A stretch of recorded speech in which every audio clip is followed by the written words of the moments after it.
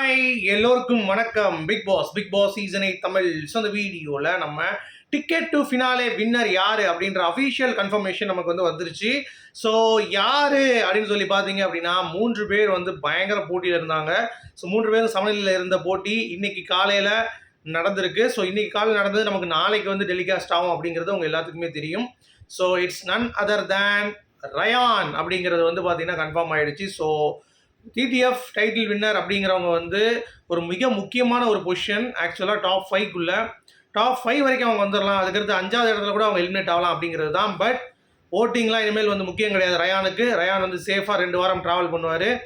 அவருடைய எண்ணம் அப்படிங்கிறது என்னவா இருந்துச்சு அப்படின்னா, நான் டைட்டிலுக்கு பிளான் பண்ணுவேன் என்னுடைய சூழ்நிலையை பார்த்துட்டு. அப்படி இல்லையா நான் பணப்பட்டி கூட எடுத்துகிட்டு போயிடுவேன், எனக்கு அதை பற்றி கவலை இல்லை அப்படின்ற மாதிரி அவர் சொல்லியிருந்தார்.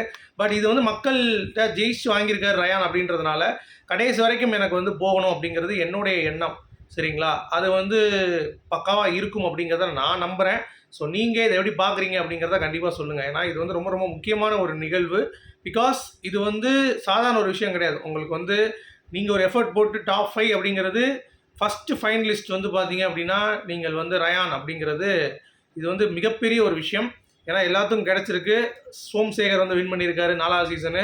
அவரும் யாரும் எதிர்பார்க்கல. டபால் வின் பண்ணார். பட் எல்லா வட்டமும் பார்த்தீங்கன்னா ஒருத்தன் இவன் தான் அடிப்பான் அப்படின்ற மாதிரி ஒருத்தன் இருக்கும். ஸோ டாஸ்க் பீஸ்ட் அப்படிங்கிறது ஒருத்தன் கண்டிப்பாக இருப்பான். ஸோ அப்படி இருக்கும் பொழுது அவங்க எல்லாம் டைட்டில் வின் பண்ணது கிடையாது. இப்போ அவதான் எடுத்துக்கிட்டிங்கன்னா அந்த சீசன் 6 ஜட்ஜ் பண்ணாங்க வின் பண்ணிடுவாருன்ட்டு. சீசன் 7 விஷ்ணு யாரும் ஜட்ஜ் பண்ணல. சீசன் 4 சோம்சேகர் யாரும் ஜட்ஜ் பண்ணல. சீசன் 3 பார்த்தீங்கன்னா அதே மாதிரி முகன் ராவ் யாரும் ஜட்ஜ் பண்ணல. ஆனால் இந்த சீசனில் எல்லோரும் ஜட்ஜ் பண்ணது கண்டிப்பாக ரயான் நல்ல டஃப் கொடுப்பான், அவன் முதல்ல கேம் நல்லா விளாண்டுருந்தான் அப்படிங்கிறது எல்லா பக்கமும் இருந்து. ஸ்ட்ராட்டஜிக்கலாகவும் சரி, அவன் டீம் சேர்ந்து ஆடினதும் சரி, நிறைய இடத்துலையும் முத்துக்குமரனை பார்த்தீங்கன்னா குரூப் ஸ்ட்ராட்டஜியில் எக்ஸ்போஸ் பண்ணதும் சரி, ரொம்ப சூப்பராக அவனுடைய அந்த பங்களிப்பை போட்டு இந்த வெற்றி பெற்றிருக்கிறான் அப்படிங்கிறது நம்மளால் பார்க்க முடியுது. ஸோ டிக்கெட் டு ஃபினாலே வந்த பிறகு இப்போ ஓட்டிங்கில் பல டைமென்ஷன் மாறும் அப்படிங்கிறது தான், பலதரப்பட்ட விஷயங்கள் நடக்கும் அப்படிங்கிறது தான். ஸோ மஞ்சரி வெளியேறுவதற்கான வாய்ப்புகள் ரொம்ப அதிகமாகிடுச்சு. இப்போ ரொம்ப க்ளீனாகவே தெரிஞ்சிருச்சு. ஸோ மஞ்சரிக்கு நல்ல வாய்ப்பு இருந்தது. ஸோ மஞ்சரி, ரயான், சௌந்தர்யா இந்த 3 பேர் தான் லீடிங்கில் இருந்தாங்க. அவங்களுக்கு உண்டான அந்த டிசைடர் டாஸ்கில் பார்த்தீங்கன்னா ரயான் வின் பண்ணியிருக்காரு அப்படின்ற தகவல் அஃபீஷியலாக நமக்கு வந்துருச்சு. ஓகேங்களா? ஸோ இப்போ அதோட சேர்த்து இந்த ஓட்டிங்கில் பார்த்தீங்கன்னா யார் யார் என்னென்ன இடத்துல இருக்காங்க அப்படிங்கிறதை அதையும் பார்த்துருவோம். ஏன்னா அதுதான் ரொம்ப மெயினான ஒரு தகவல். இப்போ இது எவ்வளோ பெரிய இம்பேக்ட் கொடுக்கும் அப்படிங்கிறத கண்டிப்பாக நம்ம பார்த்து தான் ஆகணும். ஓகேங்களா? ஸோ உங்களுடைய கருத்துக்கள் என்னென்னு சொல்லுங்கள். என்னை பொறுத்த வரைக்கும் அஃபீஷியல் ஓட்டிங் லிஸ்ட் இன்னும் வரல. அது வந்த பிறகு நான் கண்டிப்பாக உங்களுக்கு ஷேர் பண்ணுறேன். ஓகேங்களா? பட் அன்அஃபீஷியல் பொறுத்த வரைக்கும் என்ன அப்படிங்கிறத கண்டிப்பாக செக் பண்ணிடலாம். ஏன்னா எப்பயும் போல் எனக்கு தெரிஞ்சு ஒரு பாயிண்ட் ஆஃப் வியூவில் மாறுறதுக்கான வாய்ப்புகள் இருக்குது அப்படின்ற மாதிரி சொல்கிறாங்க. ஏன்னா இப்போ இந்த மாதிரி இவர் உள்ளே போனதுனால எல்லாரோடைய ஓட்ஸும் மாறும். இப்போ முத்துக்குமரனுக்கு அது ஒரு ப்ளஸ் பாயிண்ட் தான். ஏன்னா ஓட்டிங்கே வராமல் இருந்த முத்துக்குமரன் 14வது வாரத்துக்கு ஓட்டிங் வருவார். டிடிஎஃப் அவர் வின் பண்ணாதனால 15வது வாரத்துக்கும் வருவார்.